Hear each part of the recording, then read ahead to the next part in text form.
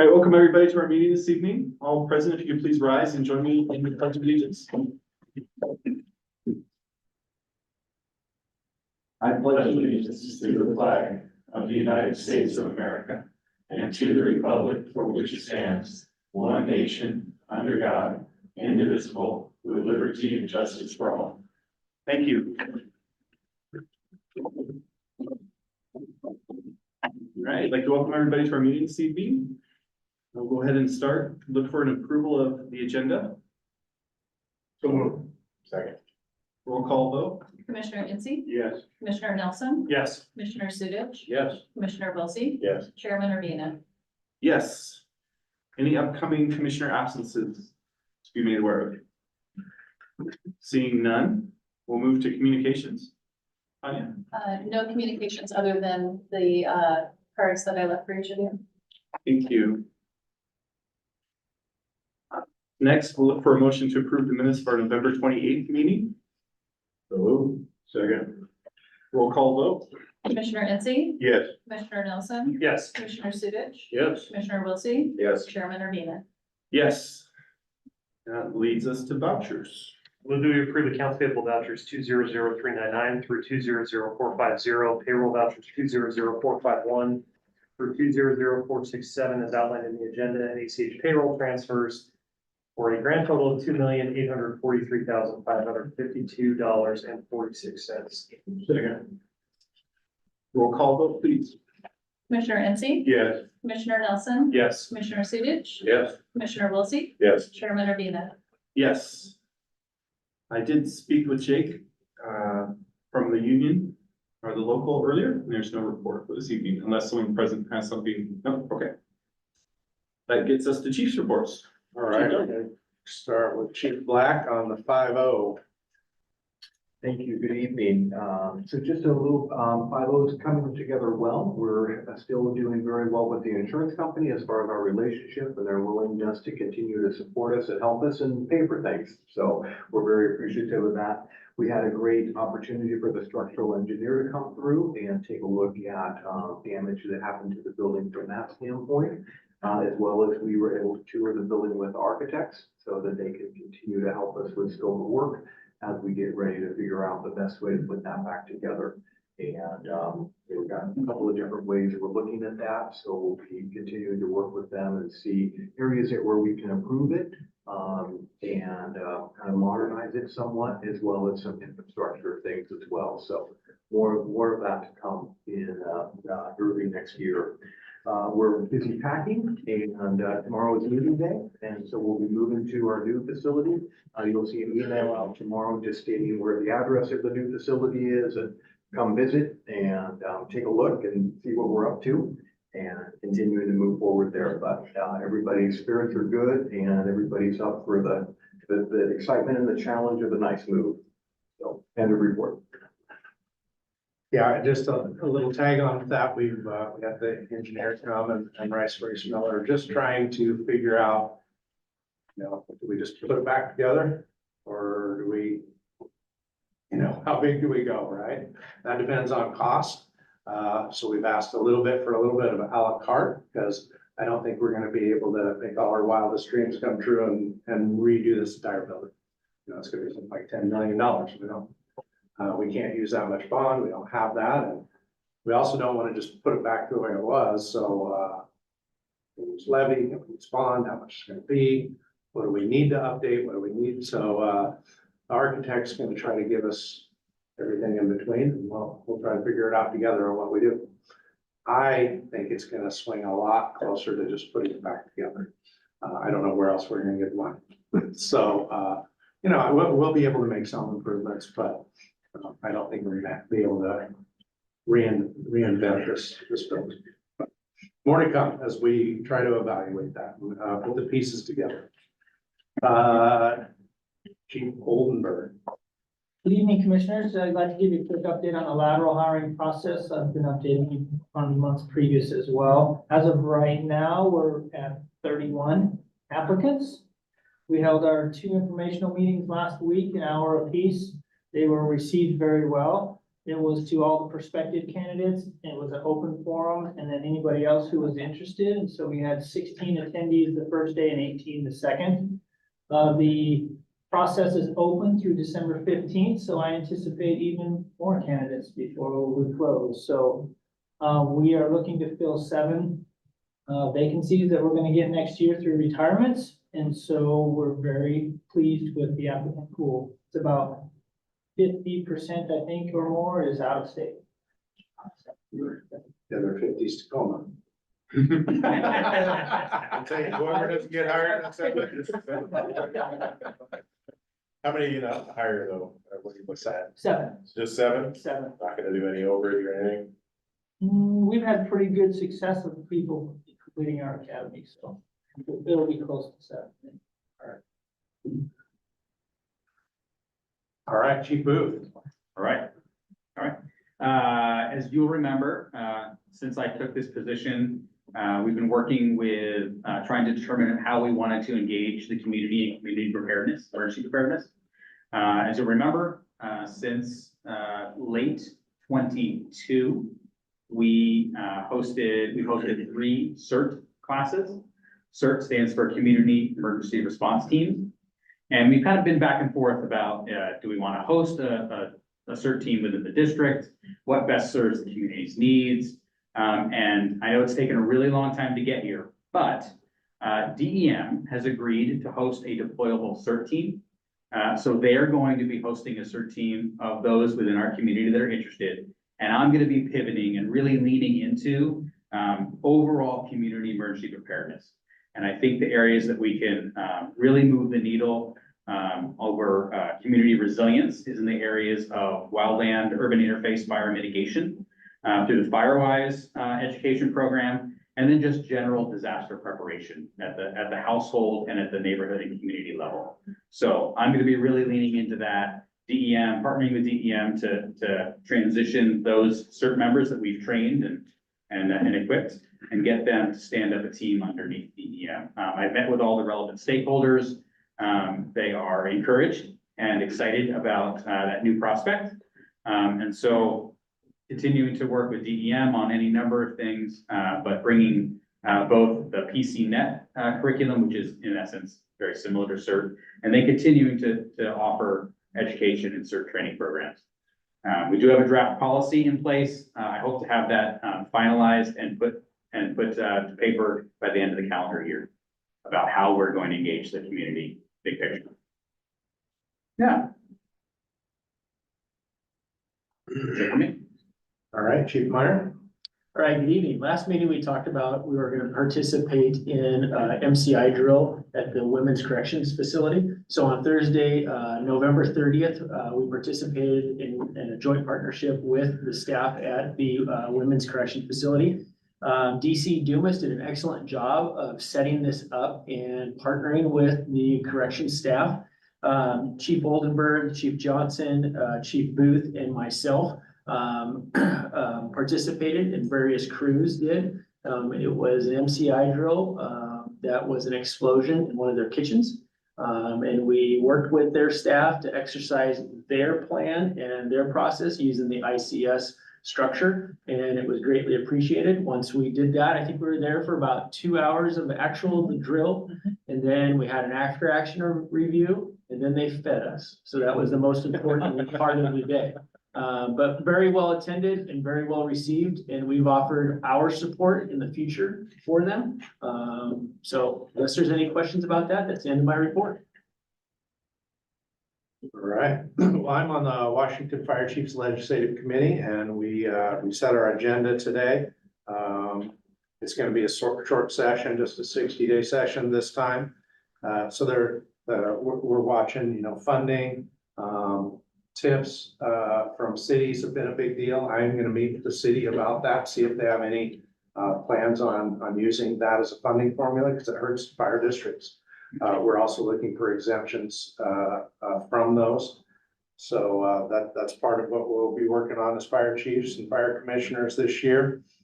State Fire Marshal's Office, we're focusing a lot on, there was an interim committee to look at the Fire Marshal's Office to bring it out from under Washington State Patrol. Steve Wright, our executive director, was the co-chair of that, and I'm excited about that. I think it's the right thing to do, and I think it'll serve fire service well.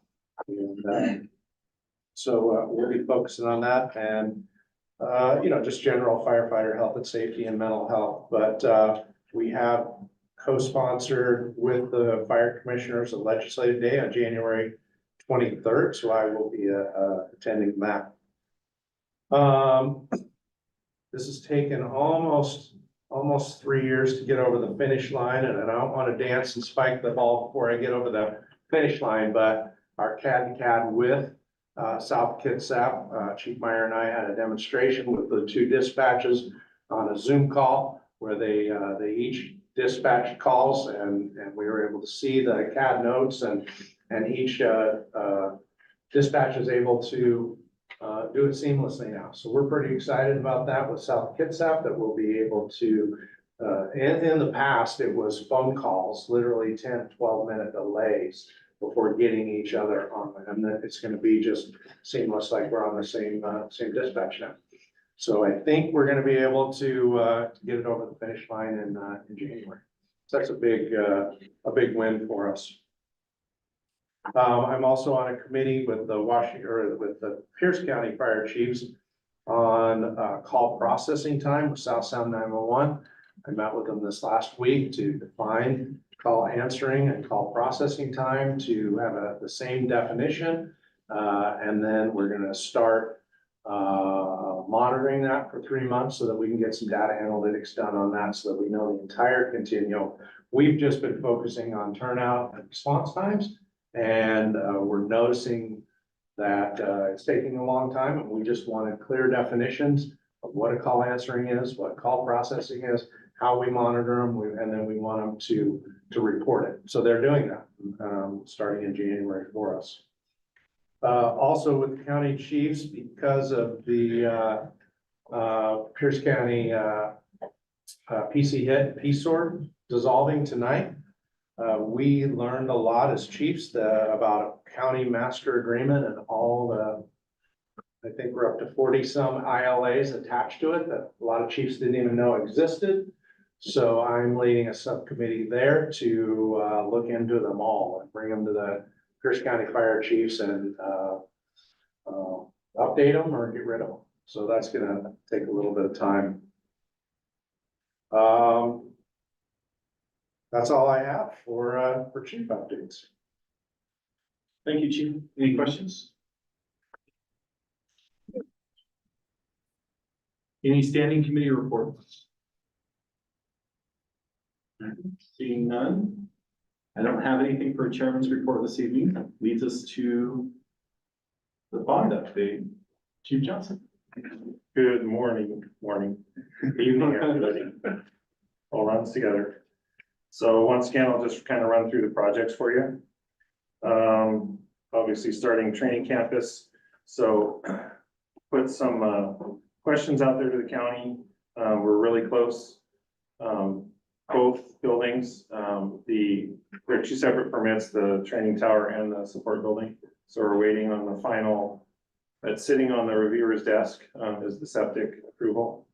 And then just the site development plan, same thing sitting on the reviewer's desk. If we don't have some movement in the next week or so, then I'll be making some more phone calls and going from there. Last thing we're waiting for the training tower is actually how we're going to work we're adding 2 extra fire hydrants to the plan, to the grounds. We're in a unique situation in the fact that we are in the county, but all those mains are owned by the city of Gig Harbor. So I am working through that process and how that's gonna work out. 53 and 57, obviously we already have our construction permits that I announced earlier. Yesterday I sent the final bid documents to Eric Quinn. He'll have them back to me within a week. He's already reviewed them. This is kind of, we've made very minor changes. It's more of a going over it again so that we're ready for the January 8th bid of those 2 projects. Station 51 met last week with the committee, had some good dialogue back and forth, some decisions. Yesterday I had my meeting with Bryce Fergus Miller. Commissioner Sudich was on the call as well. We looked at basically a schematic design pricing set. It's a real short set of plans that have all the needs on it. I'm going through those now. So taking some things out, changing those. And what that set does is it allows us, once they're complete, they will go out and it'll go to an estimator. So we'll get an initial estimate of the cost of what we've actually put on paper at this point.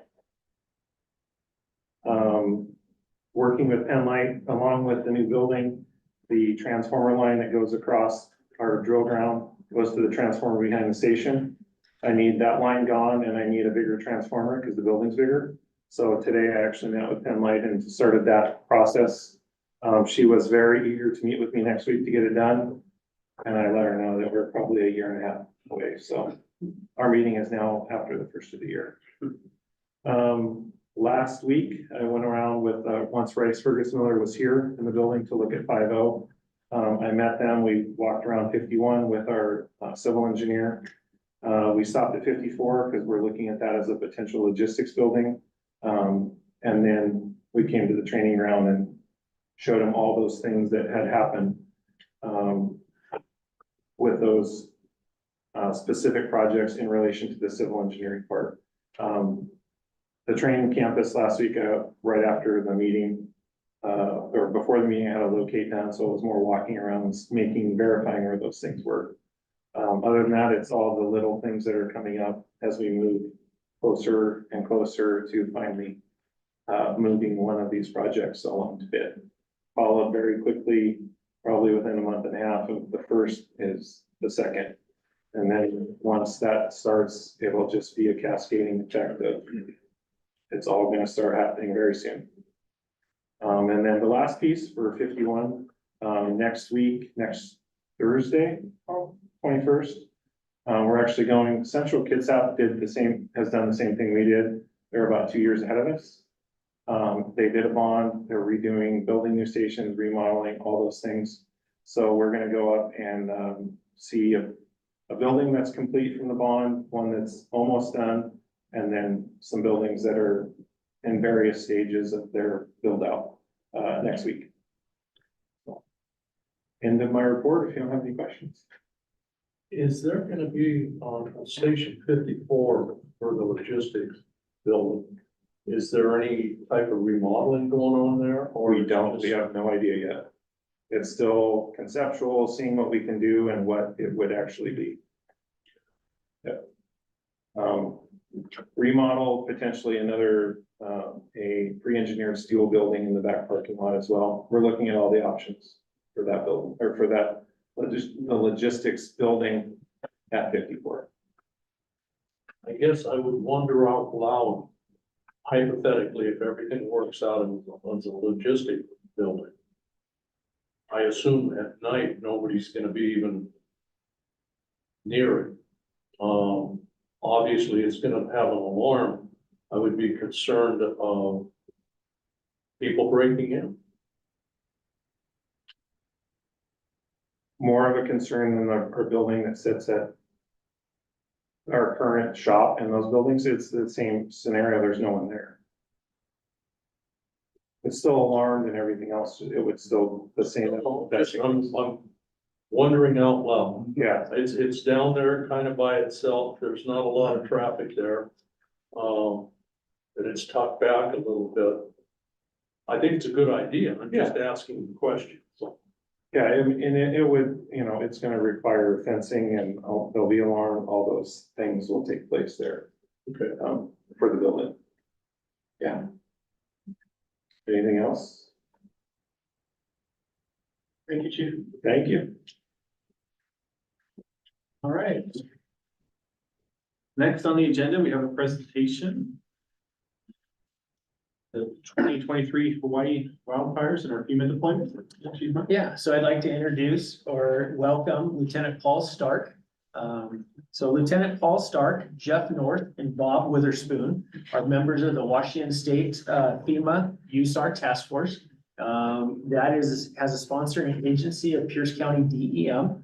And we have 3 members as part of that task force. Paul, responded to Hawaii this fall, as a rescue specialist with the task force. So he's gonna spend a few minutes just kind of updating us on what he did over there, at that, lack of better words, that disaster. So, Paul, go ahead. Thank you. So yes, my name is Paul Stark, I'm a lieutenant here. I'm very honored to have the opportunity to represent FEMA, the state of Washington, Pierce County, and Gig Harbor Fire in this deployment. And the support I received from the organization, from my coworkers, the local, and my family was exceptional during and afterwards. So I certainly want to publicly thank everyone for all their help and support. So.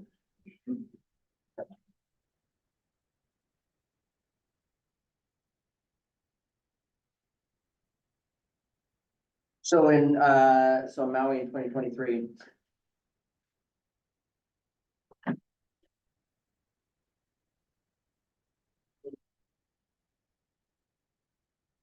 So it was on the news, everybody was aware of it, significant wildland fire, urban interface fire. It destroyed the town of Lahaina. In Hawaii. I had never been there, I was not familiar with it, but the more people I talked to, the number of people had and had personal experiences. So it was still at this point of an unknown origin. And there's certainly rumors and speculations, but it's still undetermined at this point. 2,170 acres burned. That's not a large amount for a typical wildland fire. That's not a huge volume of acres burned, and an unknown loss of life. And we'll talk about that in a minute.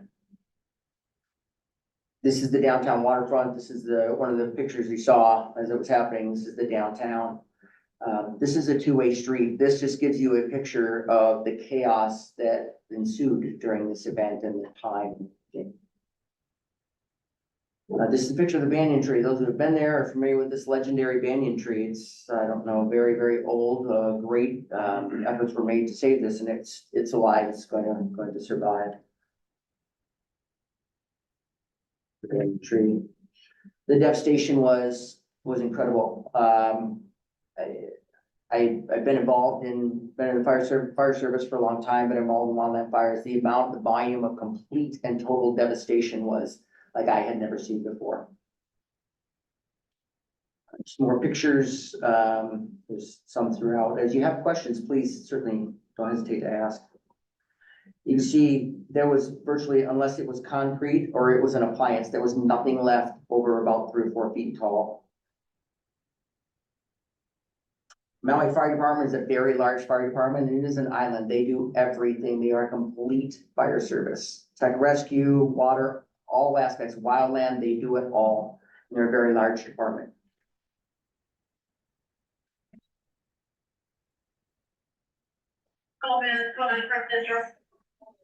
This is taken by a firefighter inside a fire engine on air.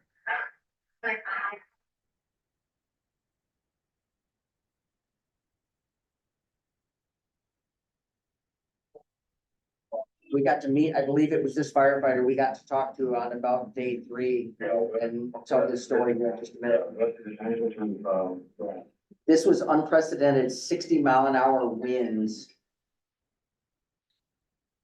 No,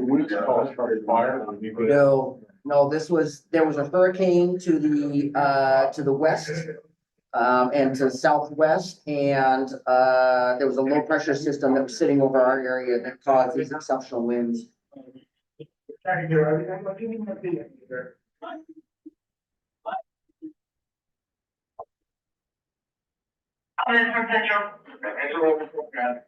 you heard him say they're trying to get out of there. This was the result. This is Maui Fire Department Engine 10. Oh, wow. What's left of it. This story ended with them leaving the cab. They got blocked in, leaving the cab on air, literally running for their lives. A brush truck came to pick them up, couldn't get all of them. The captain was pulled into the cab, drugged. By the time they cleared the neighborhood, the captain was in cardiac arrest. They were able to perform CPR on him and get him to a helicopter, and he was in the burn unit in Honolulu while we were there. But the firefighter was telling us this story just a couple of days later. It was just unbelievable. And you saw some of the chaos that they were dealing with.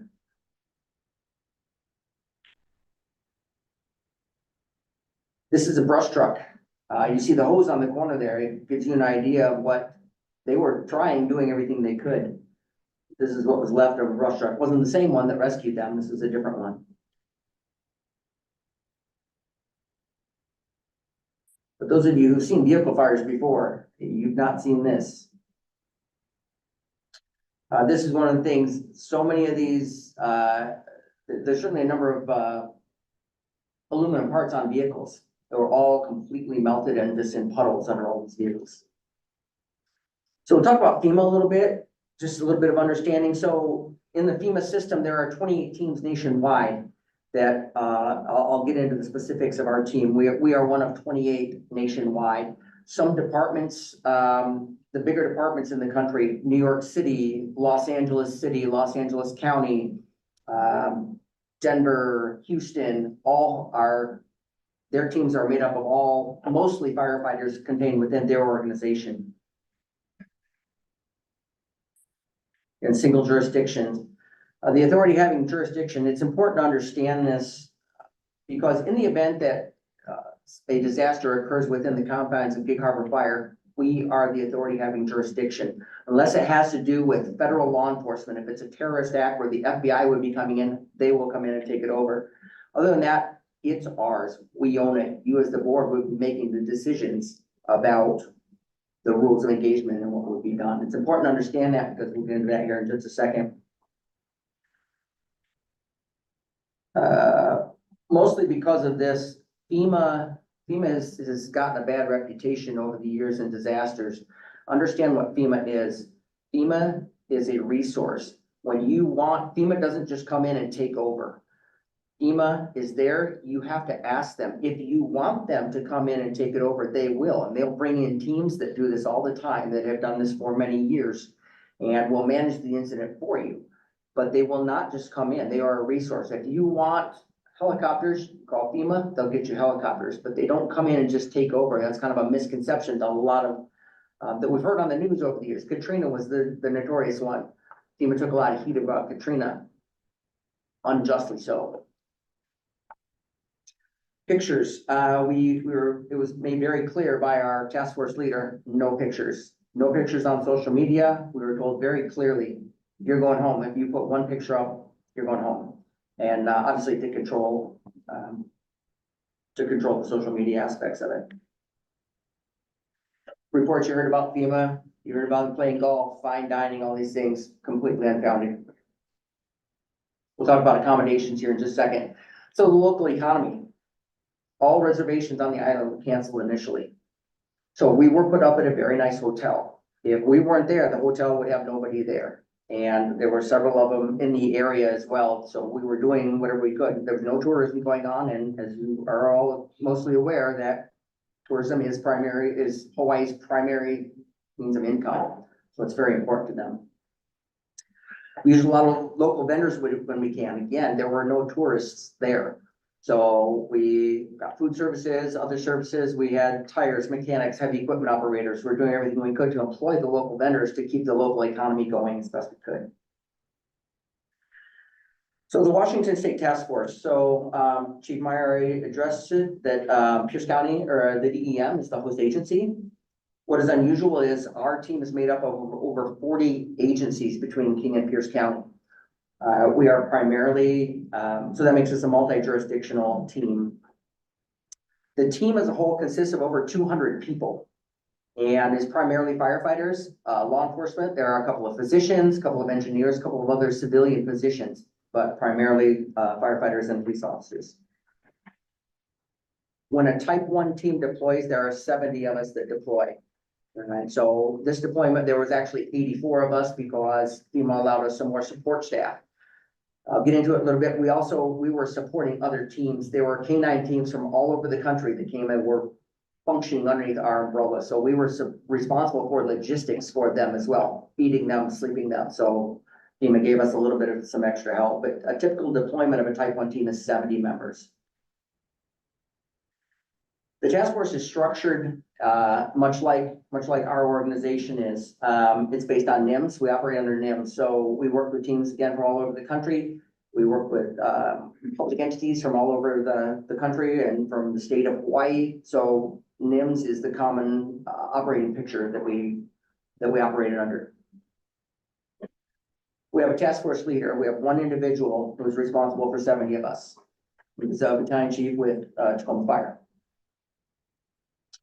Plans is responsible for gathering intelligence and determining strategies. Logistics, Chief Black is our logistics chief. It's the same thing. He's responsible for everything from toilet paper to helicopters, whatever you need. Logistics was there, took care of all of our needs. They made sure we had food, we had beds to sleep in, we had cars, gas in our cars, everything. Operations are the boots on the ground. Those are the people. Chief Myers, our operations chief, he's responsible for all the people out doing the work, responding to calls. Finance, Chief Oldenburg is our finance chief. It's the same thing. We had all these positions filled out within our team, within our team, our 70-member team. So underneath operations, we have 4 major branches. We have a search group, we have a rescue group, we have a medical group, and we have a hazmat group. My job on the team is search. My job is to find you. If you're in a collapsed building, if you're lost in a field, my job is to find you. So I do that by using cameras. If it's a collapsed structure, I use cameras. I can use listening devices, and we use dogs. This is searching a wine cellar. We use camera to search a wine cellar.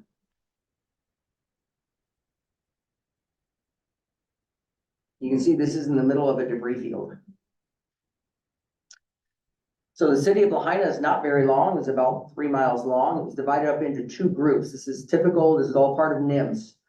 There was the A division or Alpha division and the Zulu division. Our team was responsible for the Zulu division. The Clark County, Nevada, Las Vegas team was responsible for the primary for the Alpha division. And then we had other smaller fragments of teams that were working with us to help us, to assist us as well. We'll get into that in a minute. We searched over 1,200 vehicles. Search and marks are our objectives that were given to us by an incident support team that was a FEMA-based team that came in. They are the liaison between the state, the county, and our team specifically. And their jobs were to mark every vehicle, to mark every structure, and identify it as being totally lost, basically unscathed, or partially damaged. So we marked over 1,200 cars just in our division. We searched over 800 structures. As you can see, it was relatively easy. The overall destruction was well over 90%, completely destroyed, not standing. As you can see, you'll see from the rest of the pictures, there was nothing left. That 2,100 acres that was consumed, was most of that the city? Yes. It was surprising that, yes, this did not run down the coast. This went right to the city of Lahaina, and there was a few buildings on the south end that were still untouched, and a few buildings on the north end. But it literally ran down the mountain and just went right to the city of Lahaina and did not spread beyond that.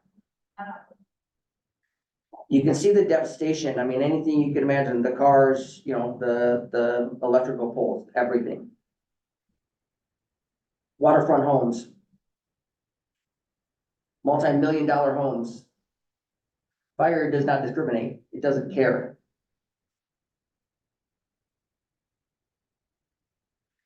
The chaos and the panic, a lot of the pictures you will see is, you can only imagine what the survivors and unfortunately the victims went through.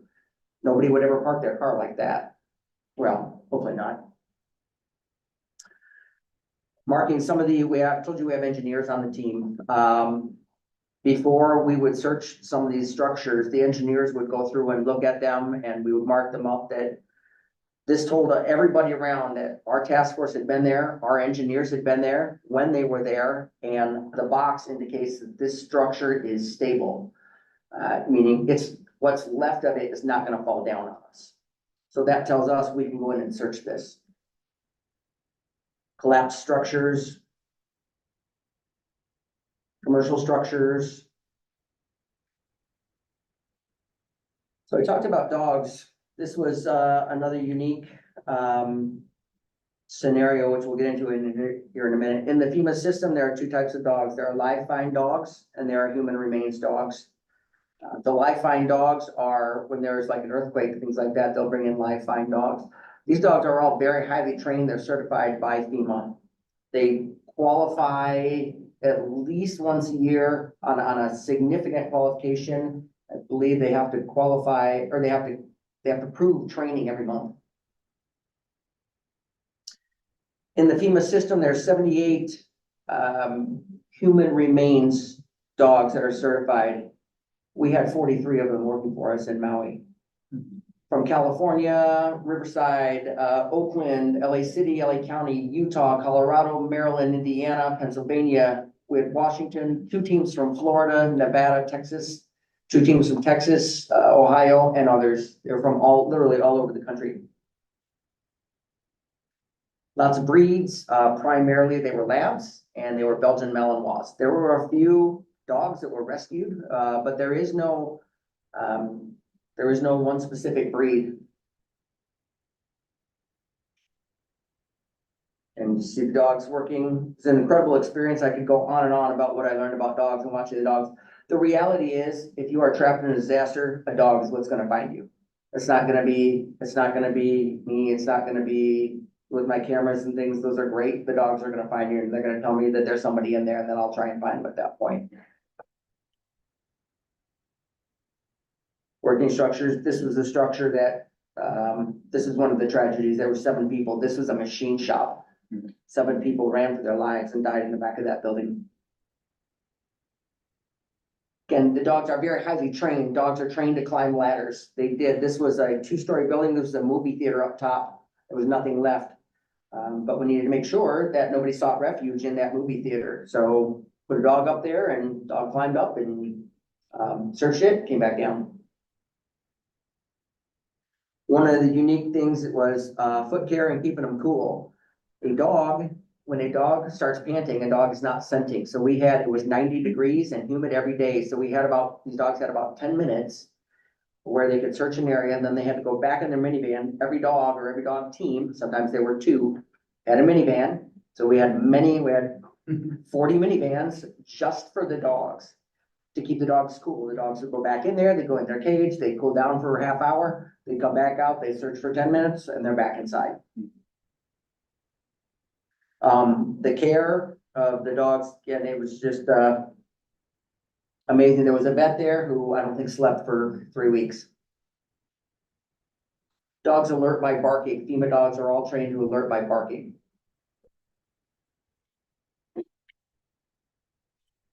This is just, I'll skip over some of these. These are just some videos so you can see the incredible devastation. We've seen this truck before a few times. I believe this is the road coming into Lahaina off the highway.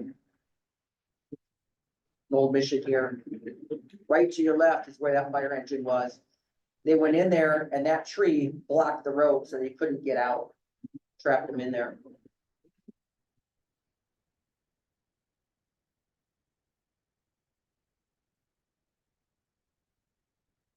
For those of you with a fire background, you probably never worked through a fire, even if it was a defensive fire that burned to the ground. Never once did I trip over a water line in one of these houses, and never once did I trip over electrical wire in these houses. I had never seen that. Completely, and burned everything so completely. I wasn't tripping over, the wires that went in the walls and stuff like that. That didn't occur to me till about day 5 when I thought, just unbelievable.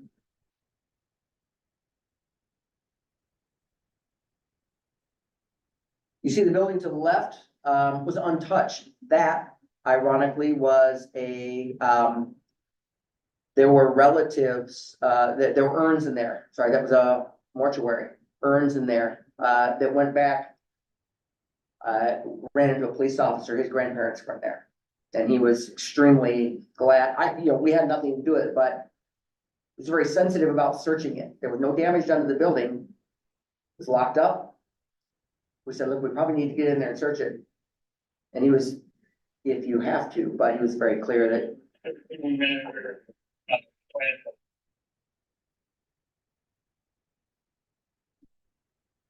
again, incredible devastation.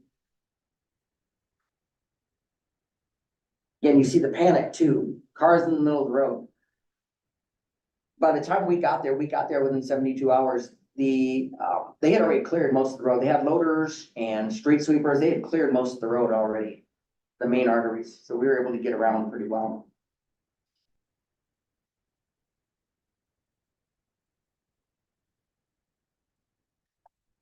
So we had forensic anthropologists come in. This is what we were looking for. These were cadaver bones that they had brought in to tell, this is what we were looking for.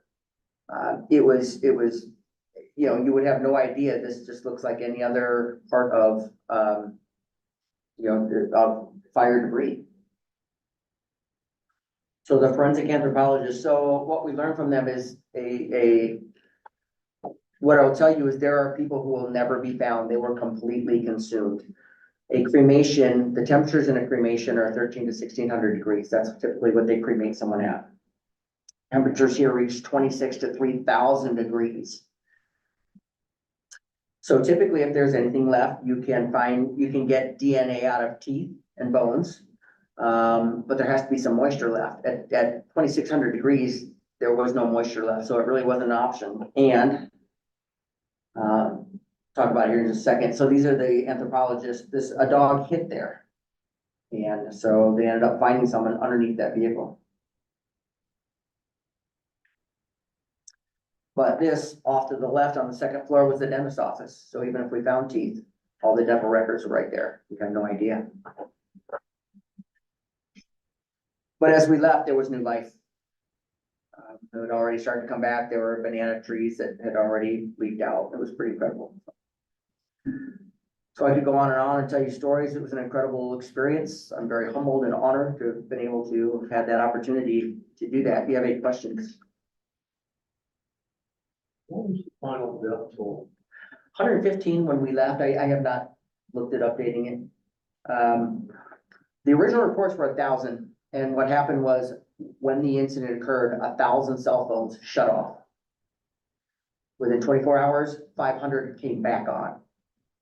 And so, and then there were some people that they said, well, you know what, Grandma should have been home. Grandma's car isn't there. We haven't heard from Grandma. There's an assumption that's what happened to Grandma. She would just not be found. So the total death toll, I don't know, we'll ever truly know. When we left after 14 days, the Maui Fire Department dive team was getting ready to go into the water and begin to search the water. None of us, they hadn't been searched yet. So, any other questions, anybody? If you do, please don't hesitate to reach out. You know, misinformation is the worst thing. Clarify any of that again for you. Lieutenant, real quick, you said 115, but I mean, is there a number for missing? I mean, or do they just assume the missing number? I don't know. Okay. I don't know. I know our team, in Alpha Division, we found 24 people.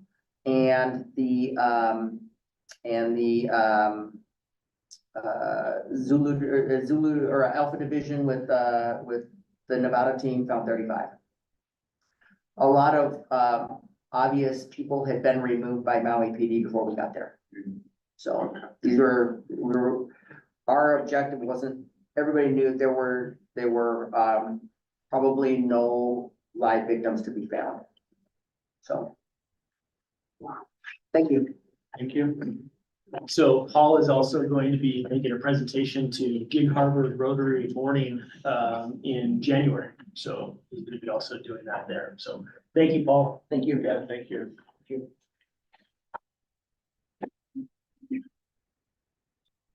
So, yeah, it's an eye opener. It just blows my mind when you see those pictures. Yes. Incredible. So thank you so much for going down there and doing what you did. Again, my honor. All right. Yeah, that brings us to new business. Chief Doe, resolution 2023-16. All right, this has been in your packet for the second week. This is formally dissolving Peace Org because we are the team lead for the county. Tomorrow night, Graham will be, I'm hopeful tomorrow night that Graham will dissolve PC Hit. I talked about it a lot. It's been in your board packet a couple weeks. If you have any questions, otherwise, we need to pass that resolution and dissolve the team. Any discussion? Questions? And we'll look for a motion. I'll move that we approve resolution 2023-16. Second. Roll call vote. Commissioner Incy, Yes. Commissioner Nelson, Yes. Commissioner Sudich, Yes. Commissioner Wiltie, Yes. Chairman Urbina. Yes. And Chief Don't, 2023 work plan, and review report. Yeah, so each year, I come to you with, a work plan for the year, so I wanted to give you two reports. First, a report of what we finished in 2023, and then give you the draft work plan for 2024 and get your feedback. This might take a minute to go over all the stuff that the team did this year, but I think it's important to celebrate, some of our wins, and when we start typing this out, it's pretty amazing, some of the stuff that they've done. The first thing on the list is just one bullet point, but we passed the fire levy lift with 61%. It seems inadequate to just make that a bullet point and then move on with all the work. We switched horses, with our consultant group, which was a little scary and scared me, but I think it was the right move to do. And we also owe the local did a lot of work on this, and every firefighter did. So we passed the fire levy lift to 61%. One of the things we also accomplished this last year was an overhaul of our budget. It was the first time Crystal really led that, and Chief Oldenburg did, of overhauling our budget. She also did a multi-year capital and staffing plan, looking into the future, taking our budget and revamping it, and then looking into the future and assessing our needs, which was a big deal. One of the things that we had gone over because of a lot of vacancies in overtime, and last year at this date, we had spent 2.5 million in overtime, and today, 1 year later, only 1.7 million this year. And she put together that whole multi-year staffing plan, and then also funding solutions for our fleet, our facility, and all of our finances, and that was a big deal. We also put in for a SAFER grant, which took Chief Oldenburg a lot of time to put that together. We did finally hear back from them that we did not get that, but there was a lot of effort put into that. We brought to you in that an evaluation of our volunteers and that program, and that was done. We evaluated IT. We were with the IT consortium and struggling. Not only did we evaluate it, we made the decision to leave the consortium. We hired an IT director and started the process to separate. We'll be pretty close to being separated from the consortium by the end of the year. Our IT person is not only setting us up for success this year and the future, but then I think he and Chief Black have probably taken the brunt of the tree falling on the building. Travis and Mike have had to do a lot of work, and they are sleepless nights getting us set up in the new building. So we really appreciate that, but that was a huge lift, and it will be for the next year too. We were looking at our transport revenue and our protocols, and we knew that if we didn't fix the protocols, we were likely to have a finding, and all the protocols were done. Not only did we do that, but there was a decision made to leave EF recovery, and we have. And the first new vendor will start first quarter of next year of systems design will be our new consultant. Obviously, with the $80 million projects moving forward, and Chief Johnson gave you an overview of where we are from the remodels of 53 of the training towers, Station 51. And in essence, if you think about it, we're running an $80 million construction company at the same time that we're running a $40 million fire department. We ordered 5 new fire engines, and because we paid cash for them, we saved $50,000 on each one of those engines, and should be here in the next 2 years. We conducted the WSRB, although that is causing us some issues in Fox Island. We'll discuss that a little. It took a lot of Chief Black and his team a lot of work to do that review, and we finished it. Out of that, I'm now on a committee with the Washington fire chiefs on WSRB. The fire chiefs in Washington are very frustrated, and we formulated a committee with WSRB to try to move that needle with them. Unfortunately, we have no leverage over them, and they don't listen and frankly don't care. And but we're trying our best to meet with them and try to move the needle. Who does have jurisdiction? Who does have it? Is it the Nobody State does. Insurance Commission? Yeah, so they are paid through, when it has Washington State, people think that it's a government or a quasi-government. It has nothing to do with government. It's not in code that we have to do it. It is funded by the insurance industry. And then they come in and rate your department. And unfortunately, it's an antiquated rating system. And as chiefs try to get them to change, they have no desire to change. We've suggested that there's accreditation groups, there's updated, ways to evaluate fire departments, and as the chiefs, we proposed that to them, and they said, well, then we wouldn't have a job if we did that. We proposed to them to make changes and come out of the 1970s, and they're just not, they don't answer to anybody. And it's very, very frustrating. So I've learned a lot about WSRB. Is this mandated by our insurance carrier? Nope. No, but if Chief Black looked into it at first and said, well, we're not even gonna do it. We don't have to do this. Well, they just would have rated our whole department a 9, the worst that it is, and then the insurance would have messed with all of our citizens. So they have us over a barrel, and it's frustrating. They answer to no one. And anyway, I don't want to beat them up for too long, but you know how I feel about it. Not to belabor this point, Chief, but I do find it ironic that I've been on the board for 10.5 years, and the level of service that we provided at Fox Island this year is the highest that it's ever been during the 10 years that I've been on the board. That's not to denigrate the effort of the previous volunteers that were there, residents, but it's just a fact. We've got it staffed approximately 40–50% of the year. And in their eyes, we're providing worse service than we were before. Yeah, we need. I mean, there's a certain irony in that. That tells you right there that their formula is adequate. Right. When they want us to carry 3 things on the engines that we used in the horse and buggy days, that tells you what. I'm exaggerating a little bit, but what we need to do is uncouple WSRB from the fire service. It is an insurance rating system, and what's happening is we're being thrown under the bus because of that. All insurance is going up. It doesn't matter if you use WSRB, it doesn't matter if you use closest hydrant, the amount of water, they're all going up. And we'll try to explain that at our Fox Island meeting. So, but I've learned a lot about it. I thought we could make change some state code, and then I learned a lot about this and went to the fire chiefs, and now I'm on a committee.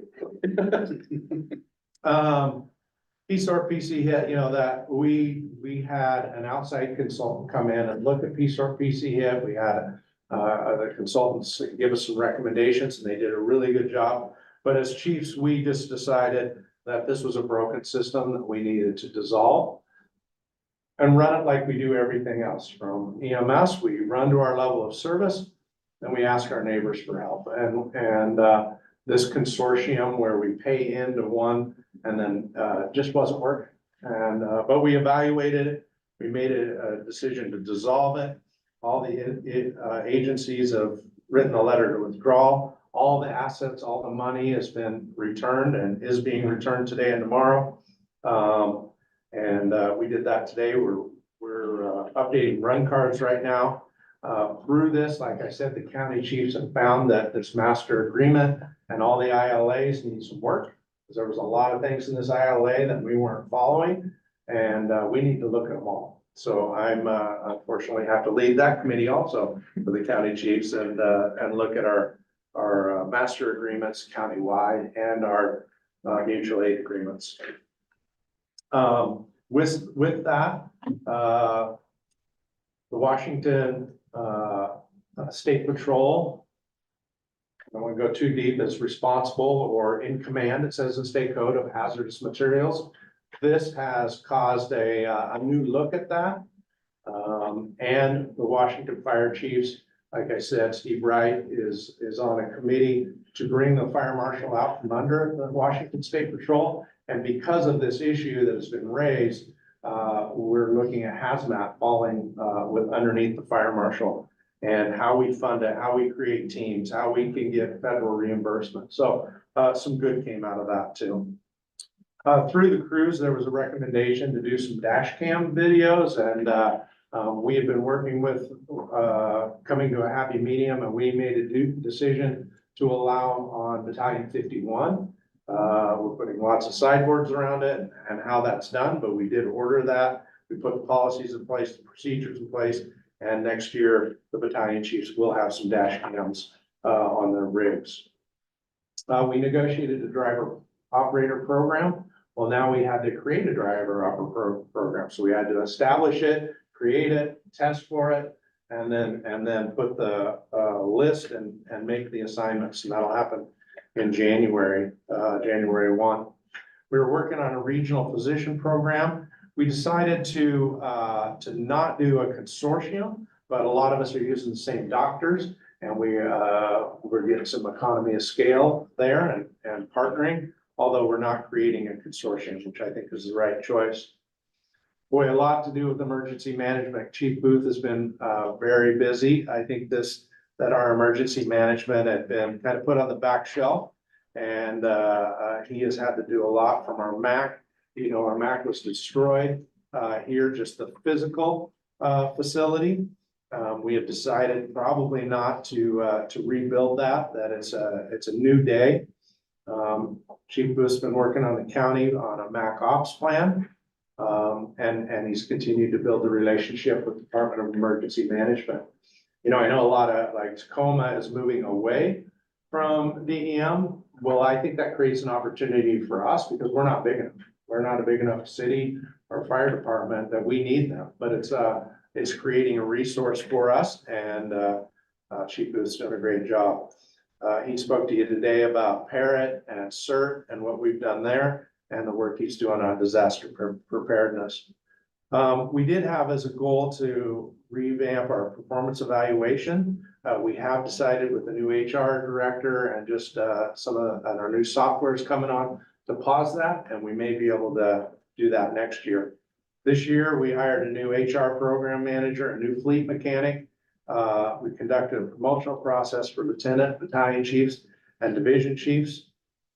We created some ad hoc committees within the fire department and put a process around it on how you get on. The firefighters were saying, how do I get on committees? So we created a process for this fire engine spec committee, Station 51 design committee, Vector Solutions, ESO, telestaff committees, and a history committee. Work still happens. This is more at a higher level, but radio system, one system coming together, our two systems coming together as one. I continue to be on the PSCOC and going to those. We're also looking at a possible partnership with the city of Tacoma for a radio tower at Station 53. Paramedic staffing. This is more into next year's, and it'll come on next year's project priority list, but just looking at how we deliver EMS. Is the way we're doing it the best way to deliver EMS with 5 BLS engines and 3 ALS and medic units? Do we need a BLS unit? Do we need CARES units? Do we need paramedic engine companies? What level of service should we provide within our district? And just evaluating that. So that's actually on the 2024 work plan. We're revamping, and it's been updated to you, the run cards and the response packages, lowering our responses, how many units we send, how often we call Tacoma and West Pierce, how often we go over to District 16, and those our hope will hopefully be done by, the first quarter of next year, but that work's been going on. Training plan, we don't have a training, facility, and now what we do have is being, torn down. This building, which was where we did our recruit academies, is now under construction. And so, that'll be, pushed to next year a little bit more, but just what's our training plan, for the future, and building a business plan for the training, facility. Situational awareness was on our bucket list this year on First Due and Terra. We have put a lot of, work into both of those. Situational awareness is just so that the companies and the command officers have CAD data, have, AVL type data on where our units are, what they're responding to, and having that situational awareness. So we have improved it, but we got a long ways to go. We've been using Terra for data analytics, and it's operational, and we're getting updates and enhancing that all the time. We've talked a lot about the health, safety, wellness, the L&I fire program that Chief Booth brought to us. He also, through going through that program, we're implementing some cancer mitigation plans, and he also got a grant for hoods and for extractors out of that. And we continue to focus on our behavioral health of our members. With our annual peer support team training was completed, we hosted an IAFF resilience course with a lot of outside participants, not just us, and we contracted with a new provider in Phoebe Mulligan. Field decon, we started a new policy on how we decon our equipment and our engines in the field. One other thing in that division is a community risk reduction program that's going to be an ongoing long-term thing, but we have started, we're nearing completion of a draft policy on our community risk reduction program. We obviously had the tree fall on 5.0 and been updated on all that. We bought a new HR software, a new finance software, a new payroll software, and all of that implementation is starting right now. We purchased and implemented all new defibrillators in the department. And we did a lot of community events. Just a small sample of them are Maritime Gig Festival, Scarecrow Festival, Santa Runs, Pepsi Emergency Preparedness, and then the IFF Local 3390, all the work they do, and just the prevention divisions going into the schools and all of our community events. One thing that the tree falling on the Great Flood of 2023 has caused us is to change our documents the way we have done. We had a lot of documents here, and we knew that we needed to get to them. We needed to get out of the document phase and into scanning, and that project got put on hyperspeed, right? And so we're doing our best to do that. So that's kind of a Reader's Digest version of what the team accomplished this year, and I'm pretty proud of them. Good job, guys. Yeah. Thank you. Everyone. It's impressive when you start. Yeah. Took me a while to just to go through it, but it was another big year. Discussion? Questions? Good work. Which leads us to the next year. You know, we could just pause for a minute and celebrate. We're done. We gotta get to work, man. We don't have time to celebrate. We gotta get some stuff done. So, what's our project priority list? Some of them are getting carried over from 2023, but we are leaving the consortium. We're bringing everything in-house. When we wrote this, it was before the tree fell on us and we were gonna move IT from 5-4 here. Now it's still gonna happen. They're gonna move to this building, maybe into our new headquarters. But we have made, in 2024, just IT, and we still need to put, some meat on the bones of what this means, but just bringing IT in-house. One good thing about, our IT is, there's not much there, right? So there's a lot of work to be done, but we're gonna have to spend any end of the year money this year in IT. And again, Travis is putting that work plan together. So over the next couple months. We're putting the work plan together on what we should do with IT, but we know that's our number one focus. It's gonna be from our MDTs to our computers, to our servers, to the future too. I'll be excited to share the future with you a little later. The bond projects obviously are on the work plan. One of the things that I'd like us to do, and we're working through it, is just like we did our standard to cover for fires. I want each division to define our level of service. Like I said, at EMS, June, is that when we asked them to come back by June? What is our level of service and where do we want to go? Same with specialty teams. They have till the end of January to come to us of what we should be tech in and what we should be operations and what we should be awareness in. We've already made that decision and HAZMAT. Same with wildland and our fire response package. So just defining our level of service, being clear in our department of what level of service we provide in every area. Policy and procedure updates are on the horizon. One that's really glaring at us is the safety area that Chief Booth is in charge of. We want to update our situational awareness apps in Terra and First Due. We want to really get that community risk reduction plan, at least a plan in front of us. Preparedness with WUI and disaster that Chief Booth already talked to you about. And we want to try to have an award banquet this year too. And I know that's not a big deal, but we wanted to put it on our plan so that we can focus on it. And then all the headquarters and damage that we're doing.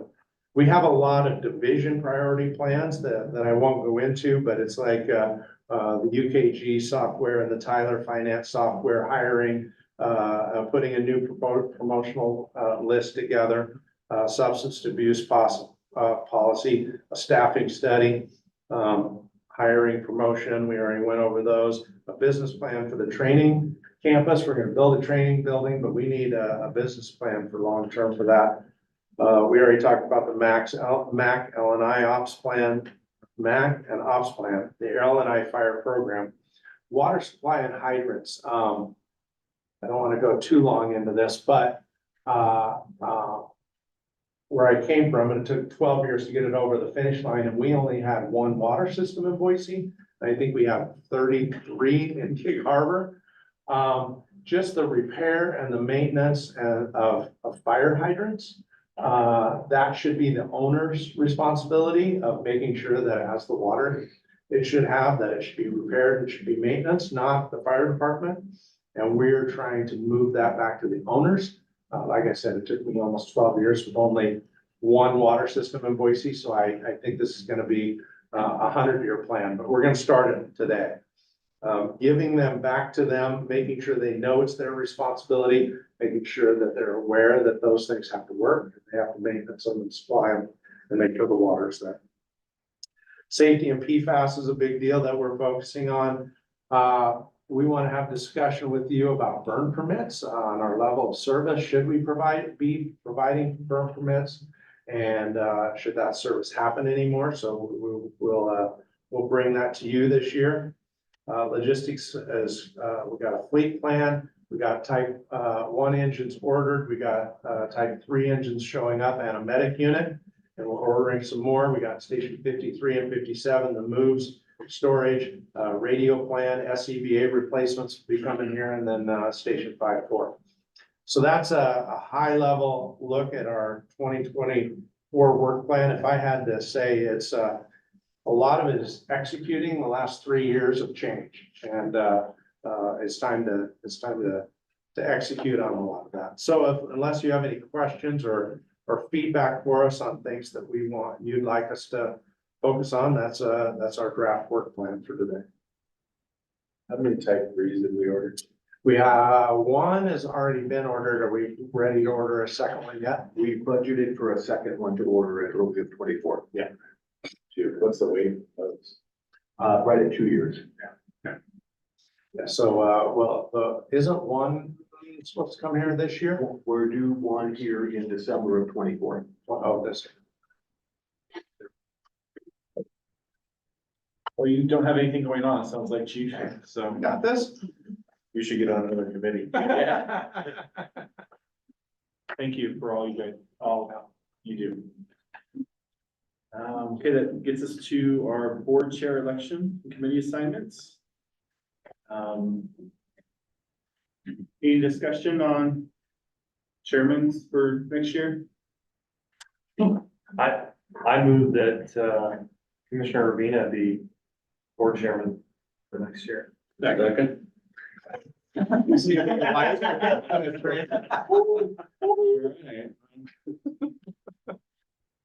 No, that's fine.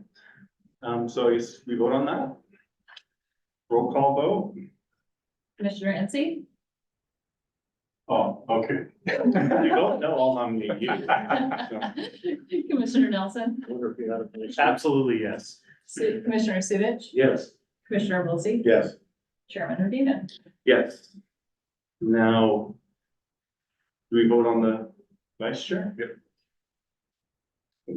Yep. Yep. So do I make that nomination? Yeah. I would move that we nominate Alex Wilsey as the vice chairman for 2024. I'll second. Roll call vote.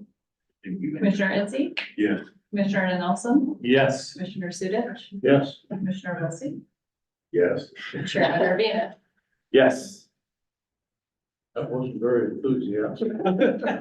I didn't think I could vote on myself. Agree to do it. And then next year, we hope to have a new chairman for 2025. So at the end of next year, we'll vote for a new incoming chairman. Committee assignments. Anyone looking to update or change? Since it's anybody want to change, do they have a burning desire to Yeah, beyond insurance or policy and procedure? I mean, I'm happy to stay where I am. I like the two committees I'm serving on. Anyone have a desire to change?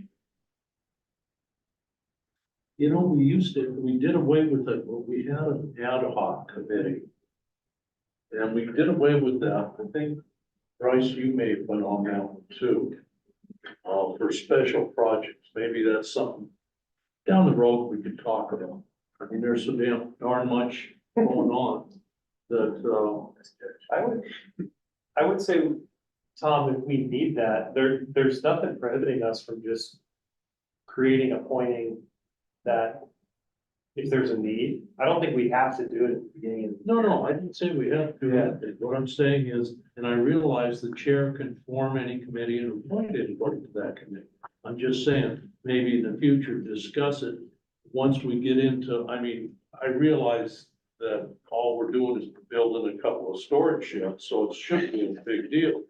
But, you know, it might be necessary. I'm just saying, it's something to keep in the back of your mind. We never know what's coming down the trees. Yeah.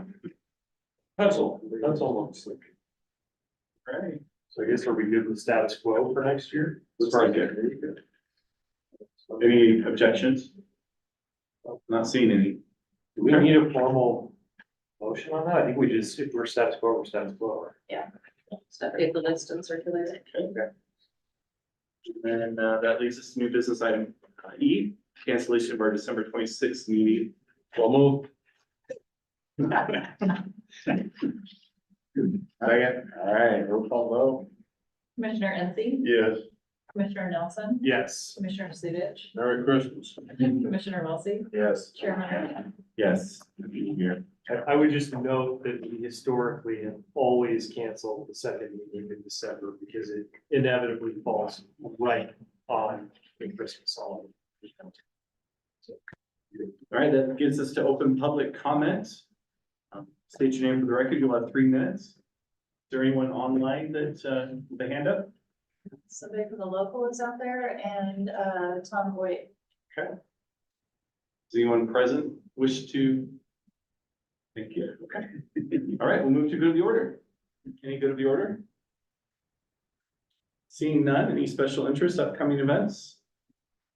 Santa this week. Santa runs. All right. I'll move to adjourn the meeting. Our next regular meeting will be held on Tuesday, January 9th at 5 p.m. Thank you, everyone, for being here. All right, everybody. Very good. Look at all that